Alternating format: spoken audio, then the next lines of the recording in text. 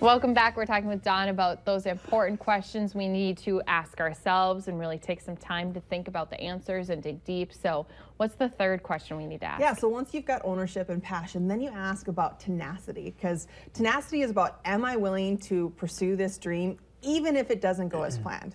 Because the honest truth is your dream will not go as planned. I know maybe you've seen the graphic where it's a point A and a point B and then there's a straight line between them, and we think that's what our dream will look like, right? If we've asked the ownership and the passion question. But the truth is, it really is a squiggle. And even this weekend, I was out in Portland, Oregon, and I was walking in a labyrinth. And it made me realize dreams are really kind of like a labyrinth, that you see the center point and that's what you want to get to. But if you've ever walked in a labyrinth, it's kind of like a maze, and it's a twist and a turn, and you're like, but I see the center. I know where I want to go, but you still have to follow where that path leads, because you can't skip, you can't cut across. So are you willing to persist no matter what happens in your dream as well? Wow. So talk more about tenacity, because I always think of tenacity as like this intensity, and sometimes that's not, it can't last. Yeah, it's not about all in all the time, but it's really asking, am I willing to let flow happen in my life and allow this dream to expand as it needs to, right? Because I kind of think of our society like, if you remember the Willy Wonka movie, there's a Veruca Salt character, and I say we are Veruca Salts, that I want it now, right? We see this dream and I want it now. And the tenacity to me is going, even though I want it now, I'm willing to do the work that requires me, and it might not be this second, it might be a year out, it might be 3 years out. And realize that when we talk about dreams, it's God-sized dreams, right? So that means that it's bigger than you and I. Because if I can do it all myself and I can do it within the next month, that's not really the kind of dreams that I'm talking about, right? It's the bigger dreams that might actually even take your whole entire life to achieve that way as well. So you've got ownership, you've got passion, and you've got tenacity.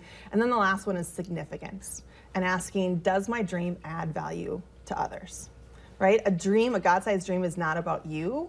It's about how does it add and contribute to the world. I had a client who, we were working on his bucket list, right, and adding some God-sized dreams.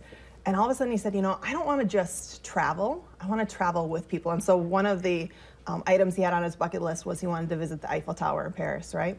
I said, I don't want to just visit the Eiffel Tower in Paris. I want to visit the Eiffel Tower with my wife and kiss her on the top of the Eiffel Tower, right? And so he added value to her life as well as contributing. He also had one where he wanted to hike up a mountain, and so he wanted to bring his kids up that mountain as well. So looking at how you add value to others' life with your dreams as well.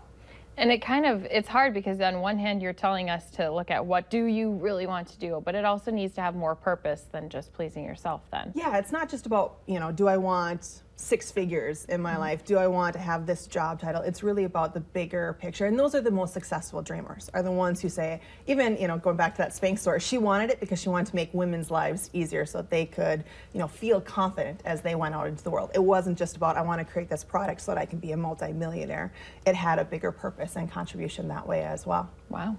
Good stuff. Do you want to share the Spanx story real quick, or? Sure. So the owner of the inventor of the Spanx, what I was telling Chris and Christy later or before, was that she went and she would constantly ask people, you know, do you want to buy these Spanx, and give them the pitch. And she was getting no, no, no, rejected. And it kind of goes back to the tenacity factor. She ended up having an interview with the CEO, and she's like, you know what? Screw it. I'm not going to give you the pitch. Just come in the bathroom with me and I'll show you what these do. And so she put on her Spanx and impressed the woman. It was a woman, so she didn't bring a guy into the bathroom with her. But that's actually how she got her in when it comes to selling the product of Spanx. So look at, again, that's that tenacity factor of what can you do that'll set you apart with your dream as well. I just wish I could have like heard her, wow, those are amazing, or well, I don't really get it. Or the whole dialogue? Yeah. There was no pickles involved though, so I'll let you know. How can people get a hold of you? If you go to www.dawnkaiser.com, you can check me out there. You can also email me at info@dawnkaiser.com.